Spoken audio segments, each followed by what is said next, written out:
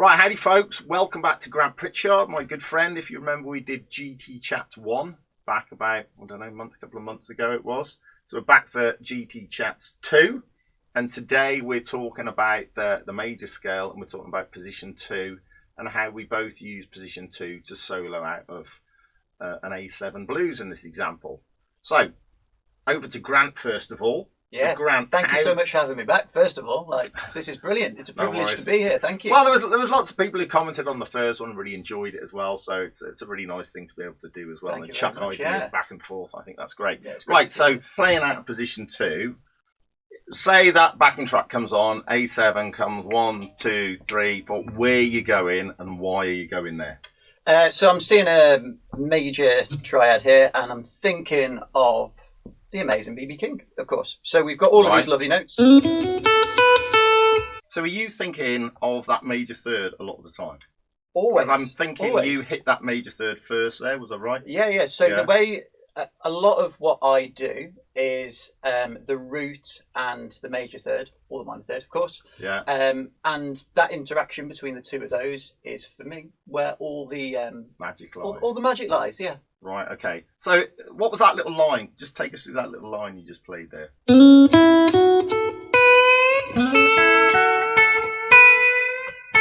So could you tell us why you played every note?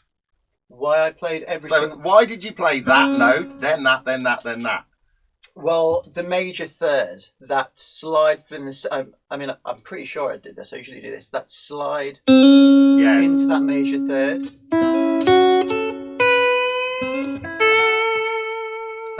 And then to me, what I'm seeing is that you're walking up pentatonic position 2, and you're going into the major third, 5, 6, root, and then what was just talk us through that bit that you did there. That was really cool. So I've always, I mean, BB does it a lot, but I also I'm really influenced by those kind of jazz semitone lines. Yeah, definitely. So being able to bend into that kind of lends itself a little bit more to that major flavour. So we've still got that, but you do get just to twist the ear in the right direction. Yes. Because I've noticed that when we were warming up at the start, you were doing that a lot. You're bending into that minor third from a semitone below a lot, but but you're kind of thinking in a major way. In a major context, yeah. Yes, although you're going to that minor third, you'll go into it out of position 2 of major. Yeah. For me, the interaction between major and minor is what the blues is all about. I mean, that's kind of that's the way my head goes into it. I mean, when you see those notes, what are you kind of seeing? Okay, so I would play that line a lot, definitely, and I'm thinking that I can hear that in my head a lot. Do do do do do. And then I might do what you did, but I might also go, I'd do that quite a lot. So you'd be bending here. Yes, I'm bending the minor third up to the major third. Yeah, nice. So your line's got a bit more of an added minor tonality. My line's really, it's almost all major, isn't it? Until I get to that minor third, but then I'm tweaking that up to the major third. You're bringing it to... Yes, exactly. Yeah. And you're going... So you've got like a minor bit on the end. And you've got a major twist on the end. And I've got a major twist on the end, yeah. So I'll see that. I'll see that a lot. Something else I'll do, which Josh Smith does, and I've nicked off him, but I'm sure he's nicked it off somebody else. I'll do that a lot as well. You know, so I'm thinking flat 5 into the 5, and the minor third into the major third. And he'll do... So this line, Josh Smith will do quite a lot. Or he might do it from here. And that sounds like B.B. King as well, doesn't it? Yeah, that's that. Yeah, nice. Now to me that works because I'm thinking 5, 6, flat 7. And I think that 6 has got a very sweet sound in the major. Yeah. I really like that. Okay, so, right, cool. So some really nice ideas there. And I think, like you, I'll kind of play that to death quite a lot as well, because there's so much, you know, BB King got a lot out of a few notes. Well, you can get an awful lot of just sitting around here, can't you? The nice thing about this style of music, and I'm sure that people watching will agree, is when I play, you know, just like 3 or 4 notes when you play it, and even if we try and repeat ourselves, we can repeat it later on the progression. It'll sound different because of a different inflection you can put on the notes. You know, I think it's important to allow enough space for you to breathe, and then you can have all that nice bending and shaking with the strings, and then you can get all the intricacies going. That space is so important, isn't it? Yeah, definitely. And I think BB was very good at leaving space. But I don't know what you find, like with students don't like leaving space a lot of the time. Yeah, I think maybe there's a little bit of a fear at first of if you leave space, if maybe they think that the listener's going to interpret that as, oh, I don't know what I'm doing. But it's a very deliberate choice. And I think a lot of accomplished players, particularly people that I admire, they'll deliberately leave that space. Perhaps it's like an agoraphobia on guitar. Fear of open spaces. We need a bit more claustrophobia on guitar. I don't know. Right. So what about... So we've got this major pentatonic scale, and so far we've added in this minor third, haven't we? But we haven't added in any other notes. So are there any other notes that you would add in? So when we're working around major, okay,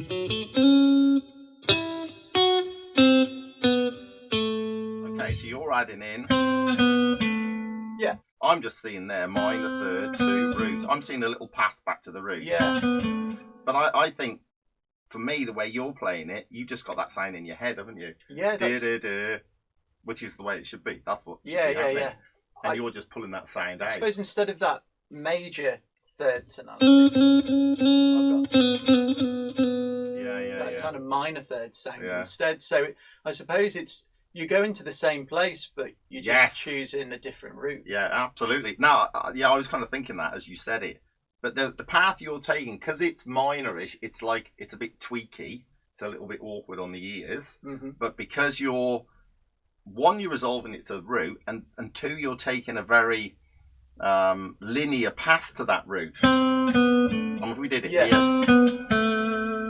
you know, it's like you can't go anywhere else, can you? No, when I was, you know, first getting to grips with a lot of these scales and things, similar to what we said before, I think everybody has this almost like this fear of you can't play the scale as a scale. Yeah. But a scale is a musical device. It is, it doesn't get more musical than that technically. No, but there's ways of playing it in a musical way, and there's ways of playing it in a non-musical way. Definitely, yeah. But I think that's a really nice line. And another line that you've done that I've heard Josh Smith do, maybe Matt Schofield as well, but I definitely heard Josh Smith do it when we went to that clinic, is you did something like, and he did something like that. Yeah, so I always bend into that major third. It's nice because you've got that major tonality here. Yeah. And that's just this nasty, it's putting like a bit of grit or dirt on the end of that majorness. I like to do a bit of call and response, and exactly that way of. I suppose we spoke of it earlier, where there are 2 ways of getting to the same place, but they're different ways to get to the same place. So you can kind of have this almost conversation with yourself. So you got. I love that. Yeah, it's and so you're cool. going back and forth between. But this is like. That's unresolved, isn't it? Yeah. You're deliberately making the listener go, ooh. And I like that. You're really tweaking their ear. And I think that's a very cool sound. Because normally we're resolving. And here we're deliberately not resolving. It's almost like landing on that flat 5 note. And just sitting on that deliberately. You know, it's very cool. Right, okay, what about something else that I'll do? And this is quite interesting, because if we've got this major pentatonic scale, and we do this, and we go to the flat 7. Of course, the flat 7 is in the chord, but it's not in the major pentatonic scale. No, it's not. So it's a cool thing to add in. So you can call it a hybrid scale if you like, I suppose, like a major pentatonic with an added flat 7 in, can't you? Yeah, and is that a note that you feel that you draw on quite a lot? Yes, and this is the interesting thing. I was just sat noodling around with this, God knows when.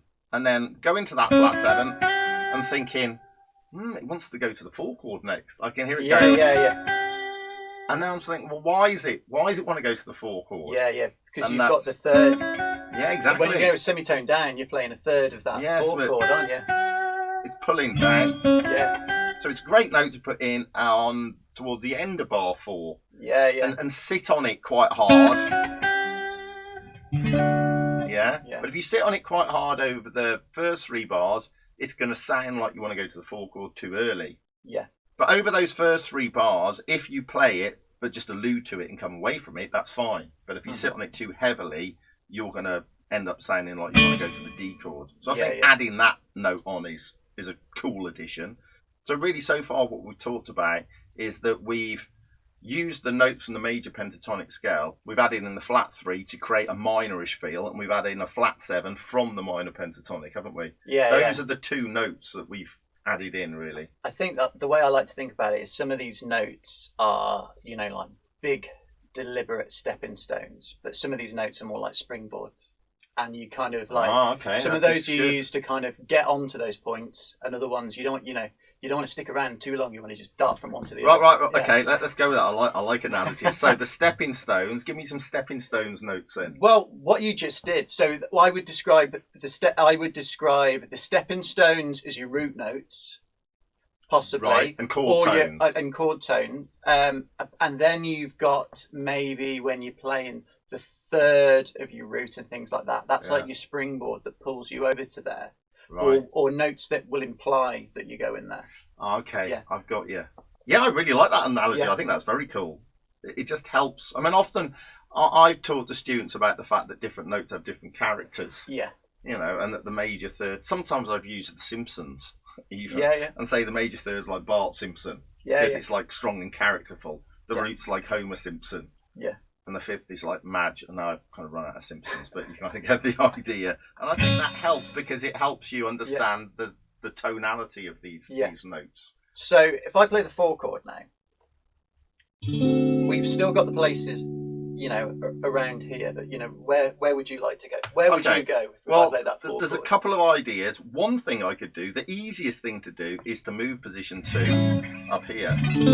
So position 2 would now be, and you can see this on your screens. Position 2 is there, and all I've got to do then is follow everything I've done down here up here. So when I've gone, I'm now going, and I've got my little triad that Grant said at the start. So I'm just shifting all that.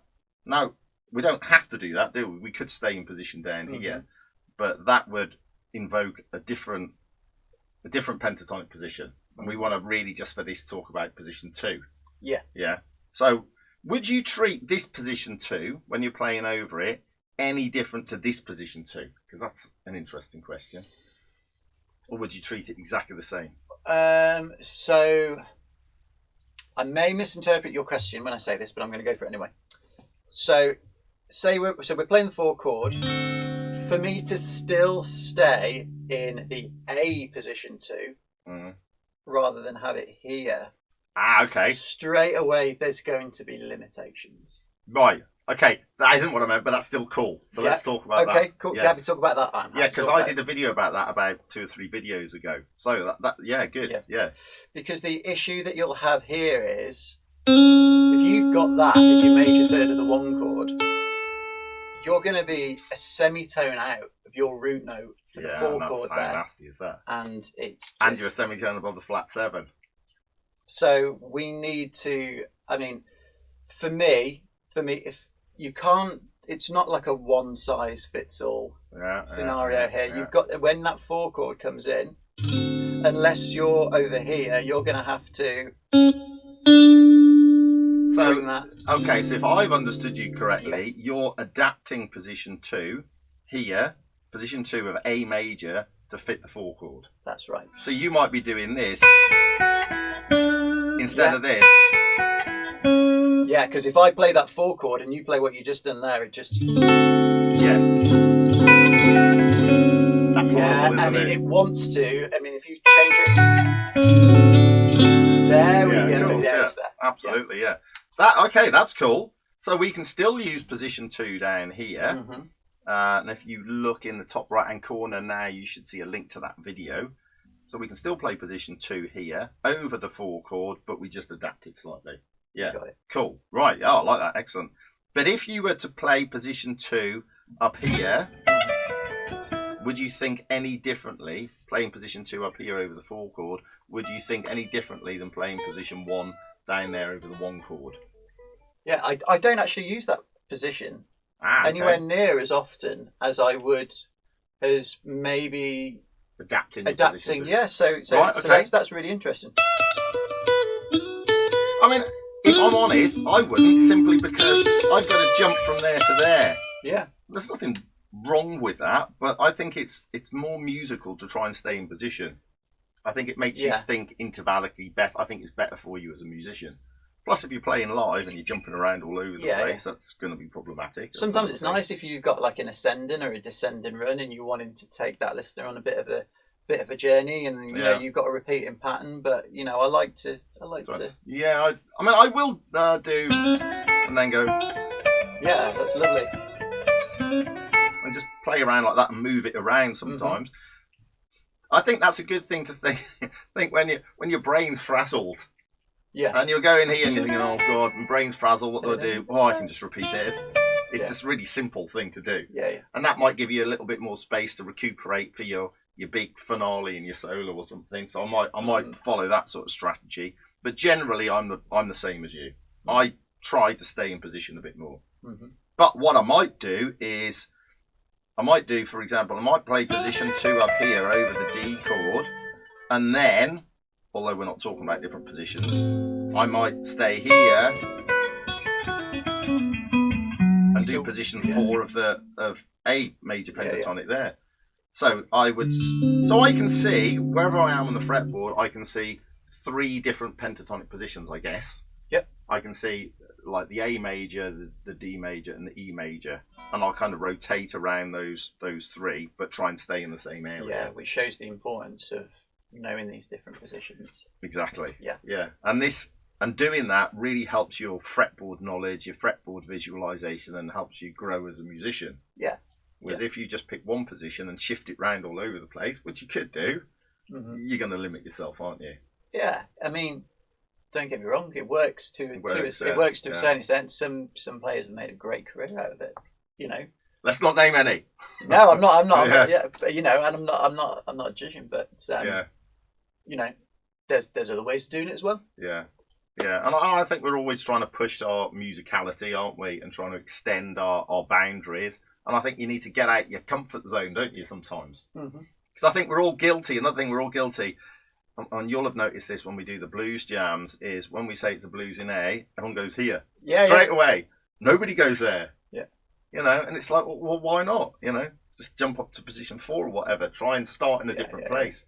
Or I don't know whether you've done this at home. I've had I'm not playing position 1 for a week rule. To try and stop yourself putting on that comfy pair of slippers. And then just try and get out your comfort zone and try and do something different. Yeah, jumping into other players' vocabulary is great for that. Because, absolutely.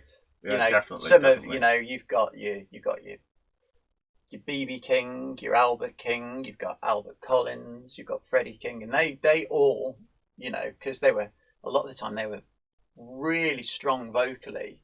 They do their vocal lines, and then they'd have their thing that they did, that they were really renowned for.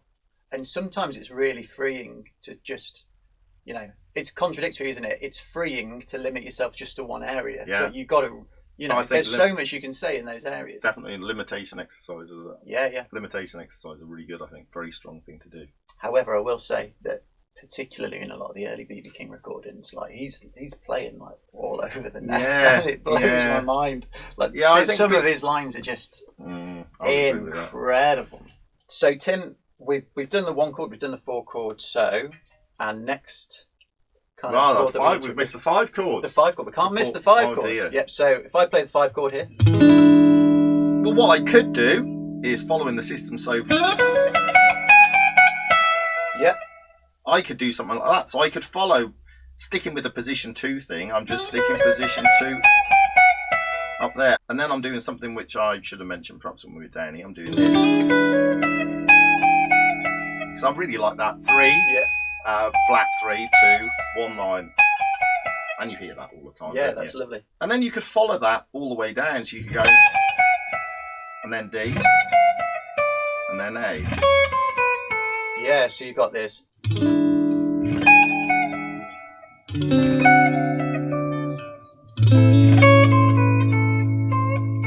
Oh man, isn't that nice? It's just sweet, isn't it? It's just, but it's simple, and I'm just repeating the same thing. You know, it's not complicated. So we could, so something for you guys to have a play around with. So over the 1 chord, you could play over the 4 chord, then over the 5 chord, 4 chord, and then the 1 chord.